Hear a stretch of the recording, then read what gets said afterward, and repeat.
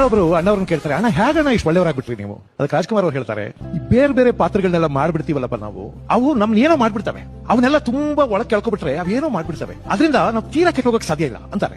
ಬಿಡೋಣ, ನಾವು ಎಲ್ಲ ಪಾರ್ಟ್ ಮಾಡ್ತೀವಿ, ನಾವು ನಿಮ್ಮಂಗ ಆಗ್ಲಿಲ್ವಲ್ಲ ಯಾಕೆ ಅಂತ. ಇಲ್ಲಪ್ಪ, ನೀನು ಆಗಿರ್ತೀಯ, ನೀನ್ ವಿಲನ್ ಪಾತ್ರ ಮಾಡು, ಅದು ನಿನ್ಗೆ ಏನೋ ಅನ್ಸುತ್ತೆ, ನೀನ್ ಮಾಡೋದು ಕೆಟ್ಟದ್ದು ಅನ್ನೋದು ನಿನಗೆ ಗೊತ್ತಿರುತ್ತೆ, ಏನೋ ಅನ್ಸುತ್ತೆ. ಅದಕ್ಕೆ ಅವ್ರೊಂದು ಕತೆ ಹೇಳ್ತಾರೆ ರಾಜ್ಕುಮಾರ್.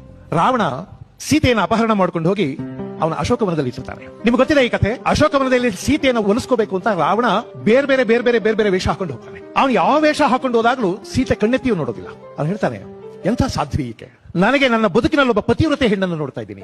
ನನಗೆ ಆಸೆ ಏನ್ ಗೊತ್ತಾ, ಇನ್ಮೇಲೆ ಈಕೆಯಲ್ಲಿ ಮೋಹ ಉಳಿದಿಲ್ಲ ನನಗೆ. ಆದ್ರೆ ನಾನು ಯುದ್ಧ ನಿಲ್ಸೋದಿಲ್ಲ, ಗೆಲ್ಬೇಕು, ರಾಮನನ್ನು ಗೆಲ್ಬೇಕು. ಗೆದ್ದು ಆತನನ್ನ ತಂದು ಇವಳ ಪಾದದ ಮೇಲೆ ಇಟ್ಟು, ತಗೋ ನಿನ್ ಗಂಡ ನಿನ್ ಕಾಣಿಕೆ ಕೊಟ್ಟಿದ್ದೀನಿ ಅಂತ ಹೇಳ್ಬೇಕು. ಅದು ನನ್ನ ಆಸೆ ಅಂತಾನೆ ರಾವಣ. ಪ್ರಹಸ್ತ ಹೇಳ್ತಾನೆ, ಅವನ ಮಂತ್ರಿ ಅವನು ಹೇಳ್ತಾನೆ, ಸ್ವಾಮಿ, ನಾವು ರಾಕ್ಷಸರು ವೇಷ ಹಾಕೋದ್ರಲ್ಲಿ ಪ್ರವೀಣರು, ನಾವ್ ಯಾವ ವೇಷ ಹಾಕ್ಬೇಕಾದ್ರೂ ಹಾಕ್ತಿವಿ, ನಿಮ್ಗೆ ಯಾಕೆ ಹೊಳಿಲಿಲ್ಲ?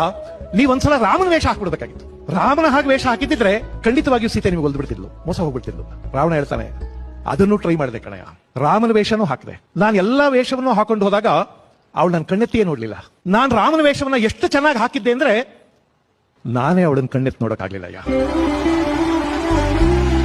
ರಾಮನ ವೇಷವನ್ನ ನೀವು ತುಂಬಾ ಆವಾಹನೆ ಮಾಡ್ಕೊಬಿಟ್ರೆ, ನಾನೇ ರಾಮನಾದ್ರೆ ನಾನೇ ಕಣ್ಣೆತ್ತಿ ನೋಡಕ್ಕಾಗಲಿಲ್ಲ. ಈ ಕಥೆನ ರಾಜ್ಕುಮಾರ್ ಹೇಳ್ತಾರೆ. ವೇಷ